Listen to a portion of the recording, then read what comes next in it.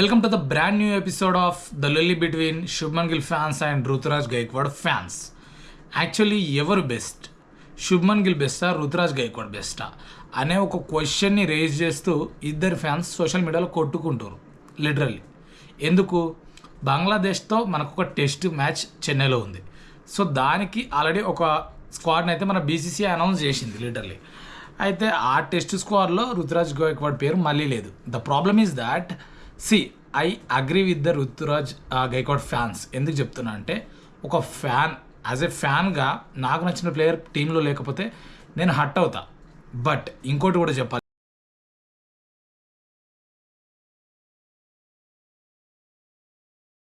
తీసుకోవట్లేదు, దట్ టెస్ట్లో కూడా ఇగ్నోర్డ్.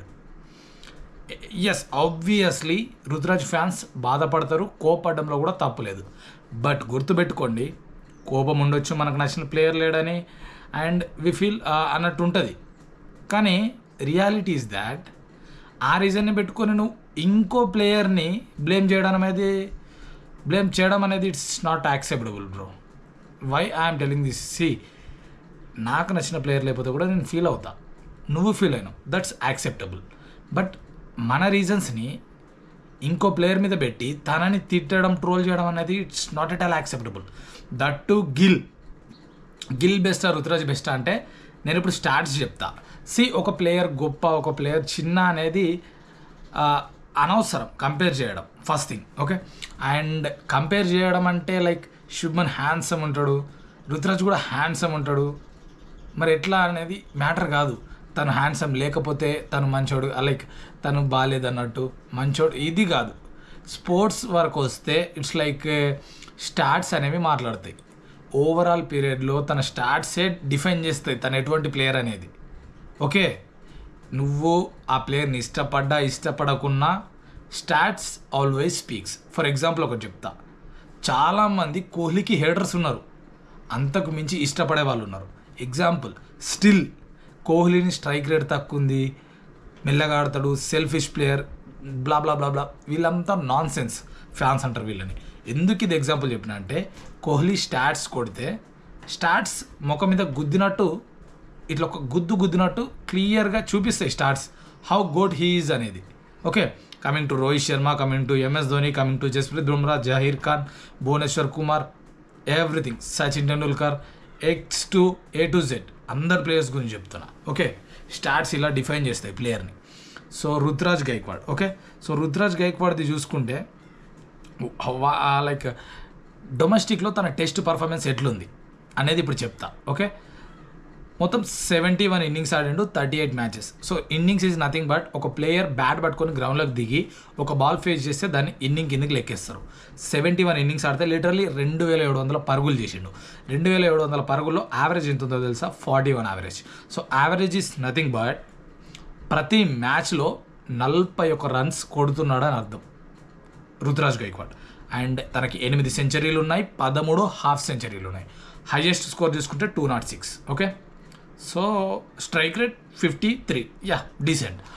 టెస్ట్లో తిన డొమెస్టిక్ ఫస్ట్ క్లాస్ పర్ఫార్మెన్సెస్ ఇవి. ఈ స్టార్ట్స్ బట్టి ఏం చెప్పొచ్చు? రుతురాజ్ గైక్వాడ్ ఒక talented player and consistent batter అని చెప్పొచ్చు. ఎందుకు?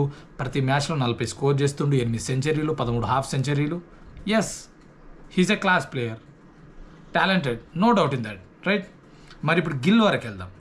మన ప్రాబ్లం ఏంటంటే, మన ప్రాబ్లం కదా, the one who love Ruturaj Gaikwad fans problem ఏంటంటే తిను సెలెక్ట్ కాలేడని. ఐ యాక్సెప్ట్ యూ, ఎందుకంటే నీకు నచ్చిన ప్లేయర్కి ఛాన్సెస్ ఇవ్వట్లేదు వీళ్ళు. డెఫినెట్గా ఛాన్సెస్ ఇవ్వాలి. I hope he will get chances in future. But దీన్ని రీజన్స్ పెట్టుకొని శుభ్మన్ గిల్ వరస్ట్ ప్లేయర్ అనేది ఇట్స్ నాట్ ఎట్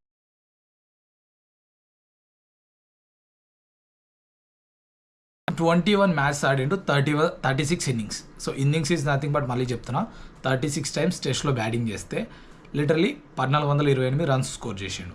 1428 స్కోర్ చేస్తే 42 యావరేజ్ ఉంది, అంటే ప్రతి మ్యాచ్లో 42 యావరేజ్ ఉంది. Okay, and centuries 4, half centuries 7 ఉన్నాయి. Highest score 130 and 55 average. First Ruturaj చెప్పిన హీజ్ ఎ క్లాస్. ఈ స్టార్ట్స్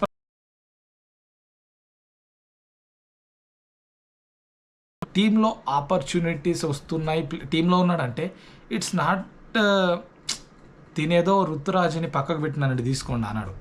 తిన స్టార్ట్స్ కూడా గట్టిగా ఉన్నాయి, తిన స్టార్ట్స్ కూడా మాట్లాడుతున్నాయి. సో తినకి ప్లేస్ ఉండడం ఆబ్వియస్గా జెన్యుని లైక్ యాక్సెప్ట్ చేయాలి. తను కూడా టాలెంటెడ్, ఫ్యూచర్ ఆఫ్ ఇండియా. ఇద్దరు రుతురాజ్ కూడా ఇన్ ఫ్యూచర్ హీరో, టీమిండియాకి ఫ్యూచర్, అంతే గుర్తుపెట్టుకోరు. ఇప్పుడు ఛాన్సెస్ రావట్లే, ఎస్ డెఫినెట్లీ ఇగ్నోర్ చేస్తుర్రు, బ్యాకప్ లేదు, సపోర్ట్ లేదు, I agree.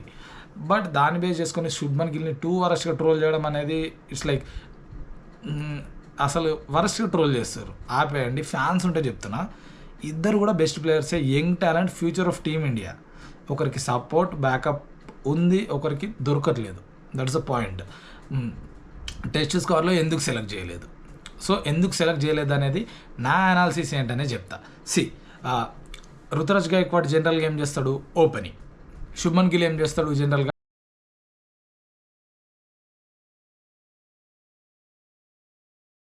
Okay. Rohit Sharma fixed player. So ఇంకొక స్లాట్ ఖాళీ ఉంది ఓపెనింగ్కి. ఆల్రెడీ యశస్వి జైస్వాల్ ఉన్నాడు. సో యశస్వి జైస్వాల్ ఇప్పుడు డ్రాప్ చేయాలా మనం అంటే, ప్రాబ్లం ఏంటంటే రుతురాజ్ని తీసుకున్నందుకు రుతురాజ్తో పాటు లైక్ గిల్తో పాటు యశస్వి జైస్వాల్ని కూడా ట్రోల్ చేస్తారు. ఎందుకంటే ఆ స్లాట్కి వీళ్ళిద్దరే ఉంది. యశస్వి జైస్వాల్ డ్రాప్ చేయడం it's not impossible, it's impossible. ఎందుకు చెప్తున్నా, రీసెంట్గానే ఇంగ్లాండ్ సిరీస్లో టూ క్లాస్ అంత చిన్న బౌలరు అంత చిన్న ఏజ్లో జేమ్స్ ఆండర్సన్ లాంటి ప్లేయర్, లిటరలీ నేను లైవ్ వెళ్ళి చూసిన వైజాగ్లో, హైదరాబాద్ నుంచి, స్పీచ్లెస్. సిక్స్లు కొట్టిండు, అయితే హిస్టరీలోనే ఎవరు కొట్టలేరు జేమ్స్ ఆండర్సన్ని. అలాంటి ప్లేయర్ని కొట్టిండు, double century what not everything. So తనని డ్రాప్ చేయలేం, ఆబ్వియస్గా డ్రాప్ చేయలేం. శుభ్మన్ గిల్ అంటే తన స్టార్ట్స్ కూడా బాగానే ఉన్నాయి, తనని కూడా డ్రాప్ చేయలేం. వన్డంలో శుభ్మన్ చేస్తాడు అనుకో. ఇప్పుడు రుతురాజ్ని సెలెక్ట్ చేసినా కూడా రుతురాజ్కి అసలు బెంచ్ తప్ప స్లాట్ లేదు. ఇక్కడ ప్రాబ్లం ఏంటంటే, మళ్ళీ చెప్తున్నా, రుతురాజ్ టాలెంటెడ్, తన స్టార్ట్స్ బాగున్నాయి, తను కూడా ఎలిజిబుల్. బట్ ఒకే స్లాట్లో ఎంతమంది నన్ను ఆడిపించగలం, దట్స్ ద క్వశ్చన్, రైట్? అది అర్థం చేసుకోవాలి ఫ్యాన్స్. బట్ ఎస్, పెయిన్ ఉంటుంది, ఫీల్ ఉంటుంది, బట్ ఇన్ ఫ్యూచర్ ఆపర్చునిటీస్ పక్కా వస్తాయి, ఫర్ ష్యూర్ రావాల్సిందే. ఎందుకంటే టాలెంట్ ఉంది, తనకు బ్యాకప్ దొరకట్లేదు, అంతే, ఐ అగ్రీ.